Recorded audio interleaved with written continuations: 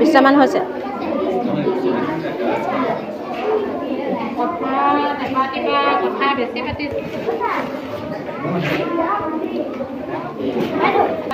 কথা বেছি পাতিছে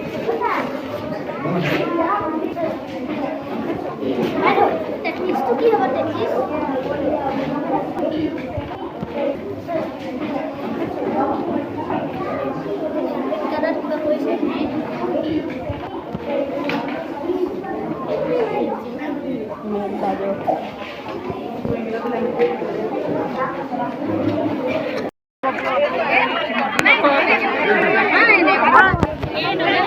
দুইটা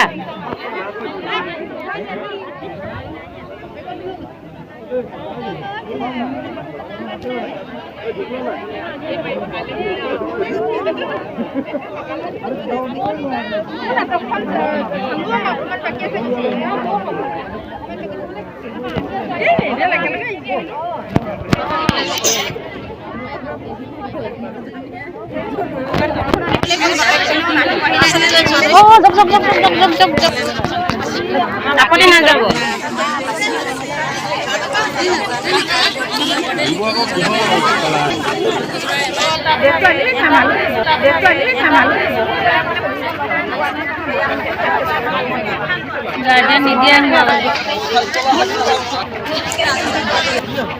আজি মানে আমাৰ ইয়াতে গেলেকী উচ্চ মাধ্যমিক বিদ্যালয়ত আমাৰ গেলেকীৰ নিকটৱৰ্তী প্ৰায় যিখন চৰকাৰী আৰু বেচৰকাৰী বিদ্যালয় আছে গোটেইকেইখনেই ইয়াতে পৰীক্ষাত অৱতীৰ্ণ হৈছিল। প্ৰায় 100ৰো শতাধিক ল'ৰা ছোৱালী ইয়াতে পৰীক্ষা দিবলৈ আহিছে। আমাৰ জাতীয় বিদ্যালয়ৰ যিহেতু 25 বছৰ গৌৰৱ উজ্জ্বল ৰূপালী জয়ন্তী বৰ্ষ উদযাপন হৈ আছে, গতিকে তাৰ মাজৰ পৰা আমি ষ্টুডেণ্ট তেওঁলোকক লৈ আহিছোঁ। পৰীক্ষা দিছে, শোভাযাত্ৰাৰ পৰা বাহিৰে তেওঁলোকে পৰীক্ষা কেন্দ্ৰটিত সোমাইছে, পৰীক্ষা দিছে, নিজৰ মতামত তেওঁলোকে প্ৰকাশ কৰিছে, ভাল লাগিছে বুলি কৈছে, খুব বেছি সুখী হৈছে, পৰীক্ষা দিও ভাল পাইছে। যিহেতু এই পৰীক্ষাবিলাকৰ যোগেদি মানে আমাৰ ছাত্ৰ ছাত্ৰীবিলাকৰ শাৰীৰিক বিকাশ হয়, দৈহিক মানসিক সকলোখিনি বিকাশ হয়, বৌদ্ধিক বিকাশৰ ক্ষেত্ৰত এই পৰীক্ষাবিলাকে আমাক বিশেষকৈ অৱদান যোগায়। গতিকে মই ভাবিছোঁ আগলৈও যাতে এনেদৰে ছাত্ৰ ছাত্ৰীসকলৰ এই যাত্ৰা অব্যাহত থাকে তাৰে কামনা কৰিছোঁ। তাৰ লগতে আপুনি পৰিচালনা কৰি কেনেকুৱা লাগিছে? মোৰ পৰিচালনা কৰি ভালেই লাগিছে। বাইদেউৰ মানে নীলিমা বাইদেউৰ নিৰ্দেশত যিখিনি কৰিব পৰা হৈছোঁ, মানে আগতকৈও অভিজ্ঞতা বহুত বেছি বাঢ়িছে। আজি 2-3 বছৰ এই পৰীক্ষাৰ লগত মই জড়িত আছোঁ, গতিকে নিজে ইয়াৰ পৰা বহুত শিকিব পাৰিছোঁ। ধন্যবাদ থাকিল বাইদেউ আপোনাক। সকলোকে নমস্কাৰ জনাইছোঁ। আজি আমি উপস্থিত আছোঁ গেলেকী উচ্চ মাধ্যমিক বিদ্যালয়ত। ইয়াৰ কাৰণটো হৈছে সফল বৃত্তি পৰীক্ষা। আজি ইয়াত উপস্থিত থাকিবলৈ পাই অতি আনন্দিত হৈছোঁ। আমি সকলোৱে জানো যে আমাৰ ভৱেন্দ্ৰনাথ শইকীয়া, প্ৰয়াত ভৱেন্দ্ৰনাথ শইকীয়া ছাৰে জন্ম দিয়া এই সফুৰা বৃত্তি পৰীক্ষাই এতিয়া সমগ্ৰ অসমতেই বিস্তৃত ৰূপত এই পৰীক্ষাটো পাতি থকা হয়। আৰু আজি আমাৰ 2025-26 বৰ্ষৰ এই যিটো পৰীক্ষা সফুৰা বৃত্তি পৰীক্ষা আমাৰ গেলেকী উচ্চ মাধ্যমিক বিদ্যালয়ত আজি আয়োজন কৰা হৈছে। আৰু 4 বছৰ, এতিয়া 4 বছৰ চলি আছে আমাৰ। প্ৰথম বৰ্ষত আমাৰ এই পৰীক্ষাটোত ল'ৰা ছোৱালী সম্পূৰ্ণ আছিলে, সৰ্বমুঠ আছিলে 150।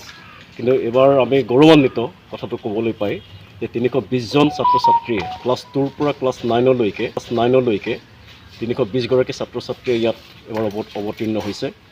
আৰু আটাইতকৈ ভাল কথাটো কি, প্ৰায় 60% ছাত্ৰ ছাত্ৰীয়ে আমাৰ এই চেণ্টাৰটোৰ পৰা খুব ভাল ফলাফল দেখাবলৈ সক্ষম হৈছে, আৰু তাৰে 40%ই বৃত্তি লাভ কৰিছে। আৰু আচল কথাটো কি, ছাত্ৰ ছাত্ৰীসকলৰ যি বৌদ্ধিক মানসিক বিকাশ, এই বিকাশ সাধন কৰাৰ লগতেই পৰৱৰ্তী পৰ্যায়ত তেওঁলোক যেতিয়া আৰু ডাঙৰ হৈ যাব, যিবিলাক কম্পিটিটিভ এক্সাম আজিকালি হয়, সেই পৰীক্ষাবিলাকত কেনেকৈ অৱতীৰ্ণ হ'ব লাগে, তাৰ প্ৰাথমিক যিটো ধাৰণা, সেই ধাৰণাটো দিবৰ কাৰণে এনেকুৱা পৰীক্ষাবিলাক আয়োজন কৰা হয়। আৰু বিশেষকৈ এই চেণ্টাৰটোত আমাৰ নীলিমা শইকীয়া বাইদেৱে তেখেতৰ নেতৃত্বত খুব ধুনীয়াকৈ পৰীক্ষাটো সম্পাদন হৈ থাকে। বাইদেউক মই লগতে আছেই আৰু সদৌ অসম পৰ্যায়ত তত্ত্বাৱধায়ক হিচাপে দায়িত্ব অৰ্পণ কৰা হৈছে আৰু বাইদেউৰ নিমন্ত্ৰণ ক্ৰমে আজি আমি সকলো ইয়াতে আহিলোঁ আৰু খুব সুন্দৰকৈ ৰাতিপুৱাৰ পৰা পৰীক্ষাটো 1 বজাত শেষ হৈছে। 9 বজাৰ পৰা 11 বজাৰ পৰা 1 বজাত পৰীক্ষা শেষ হৈছে আৰু খুব সুন্দৰকৈ পৰীক্ষাটো আজি সম্পাদন হোৱা দেখা গ'ল। ইয়াত উপস্থিত থাকিবলৈ পাই মই নিজকে খুব ধন্য মানিছোঁ আৰু আপোনালোকৰ এই চেনেলৰ জৰিয়তে সকলো দৰ্শককো মই ধন্যবাদ জ্ঞাপন কৰিছোঁ আৰু নৱবৰ্ষৰ শুভেচ্ছা জ্ঞাপন কৰিছোঁ লগতে আৰু দেৰিকৈ হ'লেও বিহুৰ শুভেচ্ছাও জ্ঞাপন কৰিছোঁ। গেলেকী উচ্চ মাধ্যমিক বিদ্যালয়ত যোৱা বছৰৰ পৰা আমি এই পৰীক্ষাটো অনুষ্ঠিত কৰিছোঁ। যোৱা বছৰ ইয়াত পৰীক্ষাৰ্থীৰ সংখ্যা আছিল 150, কিন্তু এই বছৰ অৰ্থাৎ 2025-26 বৰ্ষৰ যিটো পৰীক্ষা, এই পৰীক্ষাৰ্থীৰ সংখ্যা বৃদ্ধি পাইছে। এইবাৰ পৰীক্ষাৰ্থীৰ সংখ্যা হৈছে 320। সকলো ছাত্ৰ ছাত্ৰীয়ে পৰীক্ষাত সুন্দৰকৈ অৱতীৰ্ণ হোৱা পৰিলক্ষিত হ'ল। আমাৰ বিদ্যালয়খন যিহেতু এটা হাইস্কুল শিক্ষান্ত পৰীক্ষাৰ কেন্দ্ৰ, গতিকে আমি হাইস্কুল শিক্ষান্ত পৰীক্ষা যেনেদৰে অনুষ্ঠিত কৰোঁ কঠোৰ নীতি নিয়মৰ মাজেদি আমি সেইখিনি পদক্ষেপ গ্ৰহণ কৰোঁ।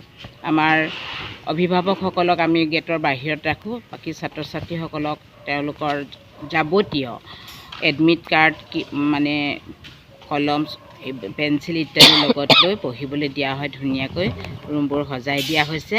ছাত্ৰ ছাত্ৰীৰ অনুপাতে আমি 10টা ৰুমত পৰীক্ষা অনুষ্ঠিত কৰিলোঁ এইবাৰ।